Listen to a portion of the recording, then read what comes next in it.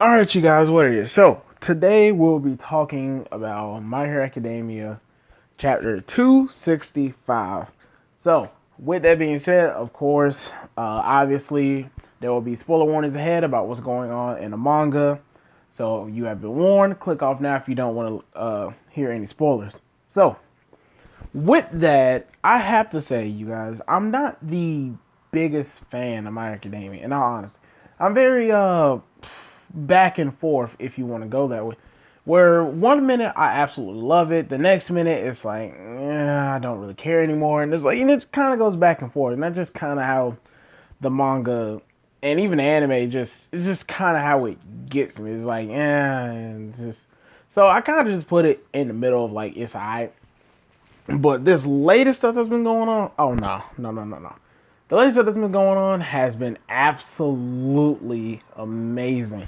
Okay, I have been enjoying pretty much all of the chapters for a good minute now.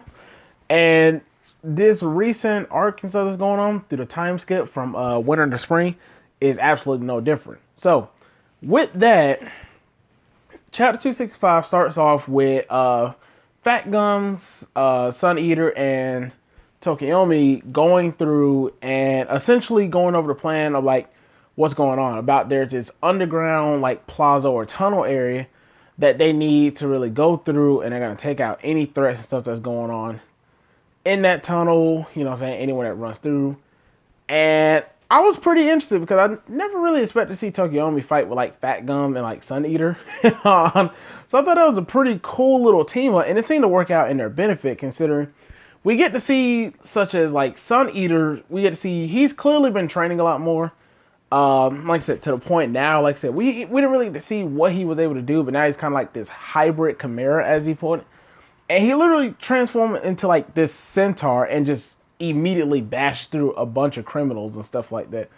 You even get this little hilarious moment, because Sun Eater is really shy. And Fat Gum's like, okay, you dropping them lines, let me hear it again. He's just sitting over there like, no, that little stage fright that's going on with him. But it does get to see clear development of like how Sun Eater has clearly been developing since the overhaul arc. And then we get one of my favorite moments in this entire series. Fat Gum shows him like, yeah, show us what you got, kid. And he's telling Tokiomi that, and Tokiomi just immediately unleashes the full power Dark Shadow to just bombard the tunnel. And it's going through everyone. The only one that's, if you remember in the last chapter, Redestro is getting in that stress level as soon as he heard the word heroes. And as Tokiomi is going through, plugging up the hole, Redestro gets super pissed off and enters into like this Hulk mode again. Like in this fight against Tokiomi, Todoroki. I said Todoroki. Oh my god, what? I am messing up. But he gets to the fight, and when he tries to stop it, because, if you remember, his legs are gone, thanks to Shigaraki, it essentially messes up, and Tokiomi just blitzes through him, and it's amazing. Now, you did get the reference about the whole thing with, Gigamontia, but we're not, I might have fucked that up. The point being, we're just gonna skip past that. I may come at it later. But, we get to talk about Hawks for a minute. Now, Hawks at the moment is dealing with Twice. If you remember in the last chapter, he kind of came through and held Twice kind of captives. Like, yeah, I got to get rid of you. You are a bigger threat, and we literally see that. Like, Hawks is a pretty much a badass. Like, Twice is over there trying to replicate as much as possible, and Hawk is just decimating every single replica. And if you remember, Twice actually has a weakness where the more he duplicates, is huge, but they also become weaker in terms of their durability. So Hawk's just dealing with them quick, fast, and in a hurry.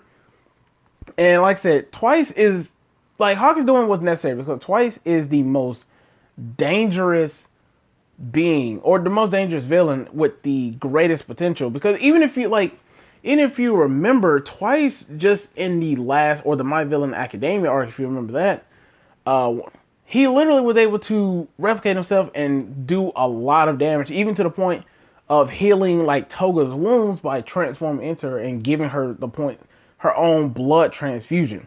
So it's pretty ridiculous, and he can create so many. He's practically like practically like a Naruto, essentially, with how Naruto can create like thousands or hundreds and thousands of shadow clones, Twice is able to do essentially the same thing. And just like when Naruto shadow clone, though, you know what I'm saying, as long as they don't really get hit too hard, you know what I'm saying, they won't disappear. Same thing with Twice's doubles. Like he can just keep going. As long as they don't get hit too hard, they're doing pretty good. But even with that, as Twice is trying, he realized that that Hawk is way too fast for his replication. It just cannot keep up. And immediately, as they're still arguing back and forth, trying to tell Hawks shut up, Hawks just straights up, tell him like, yeah, your duplicates are just getting weaker. I can just get rid of them. You know what I'm saying? This is why I prioritize speed, because villains like you are way too difficult. You refuse to get up. And he just immediately just slices him one good time and immediately pins him down and is like, yeah, I just, we can't just keep this going, man. Like, you know what I'm saying? You know what I'm saying? Throughout this entire fight, Hawks has been trying to help Twice because he thinks he's a good person.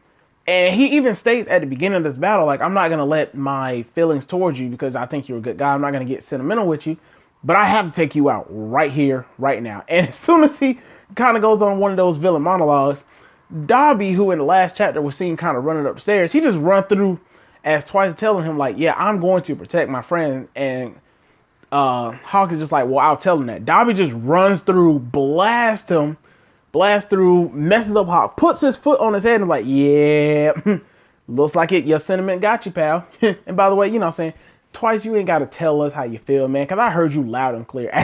And he just breaks through everything. And then the chapter just ends. So it just kind of got me hyped. But the main reason why this actually hypes me up so much is because it reminds me of the Overhaul arc, in my opinion. You know what I mean? Because one of the things that I like about My Hero Academia is, like, especially through the stuff like this, I mean, it's when they're being heroes, but not only just when they're being heroes, like in the Overhaul arc, when you get to see kind of how everyone is just working together from both the hero side and the villain side, like I said, which is why Overhaul arc is one of the biggest comparisons here. But you also get to see other things, like in the Overhaul arc, you got to see characters like Kirishima. You know what I'm saying? We got to see him use his unbreakable ability. We got to see him kind of transform, really evolve his quirk, you know what I'm saying, get better. You know what I'm saying? We got to see him improve, you know what I'm saying? It wasn't just always about Midoriya or Bakugo or Todoroki. Like, no, we got to see some of those side characters, like I said, such as Kirishima, Unbreakable. Everyone remembers how badass of a moment that was. Or when, for example, when Sun Eater told everyone, go on ahead, I'll take care of these three, and dealt with three pretty difficult villains that had amazing teamwork, and we got to see him actually struggle a bit.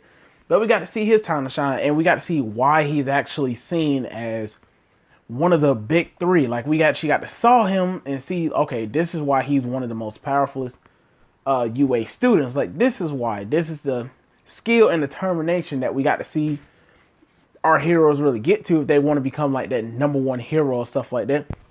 And of course, who else can remember when Lemillion, you know what I'm saying, Mirio ended up going up and fighting Overhaul, even, you know what I'm saying, to the point he was pretty much beating Overhaul, his men, and they had to resort to a cheap tactic of attempting to shoot Eri with a quirk-destroying bullet, only for Mirio to, of course, get in the way of it, take the bullet, get hurt, and then still proceed to whoop everyone's ass and even give Overhaul a struggle while protecting Eri the entire time. Like, that is, to me anyway, one of the things that I have to say I really enjoy about My Hero Academia, and why I love this arc and the Overhaul arc so much. I also, of course, My Villain Academia was actually one of my favorite arcs too, but possibly my favorite. But the point being, to me, that's what makes My Hero Academia great, because it's not, because I mean, Midoriya is cool and all, Bakugo's cool, Todoroki's cool, but it's a lot better when you get to see some of the other characters that you wouldn't normally see on the show,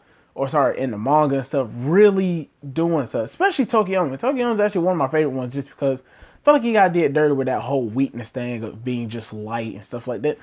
So seeing him basically have enough force in terms of full power to actually deal with someone like Redestro is just absolutely amazing in my book. And just seeing everyone really improve from Kaminari in the last chapter to Tokyomi in this chapter to how Kirishima improved, and just seeing how all these characters are improving and stuff like that is really, to me, why I'm enjoying this arc the most. Not only is it hype with like other stuff, but it's not even just them, because you also got to count like Hawks and stuff too, like on the hero side that are professional. Just seeing all that is really what makes My Hero Academia so great in this arc. But with that being said, you guys, like I said, this is the end of the video. Like I said, I really hope you guys enjoyed it. If you did, like, comment, subscribe. We'll talk about it. Like I said, I didn't really get into the whole Gigamakia thing because to me it wasn't that great. It just simply Tokyomi or Dark Shadow saying, yeah, bro, we got a real monster down there. Like, huh. But, you know, Fat Gun just tells him, like, yeah, it's not that big of a deal. He's not going to do anything till Shigaraki tells him to. So that's the only reason why I didn't really get into that too much. I didn't think it was that really important, but maybe it will be later in the future.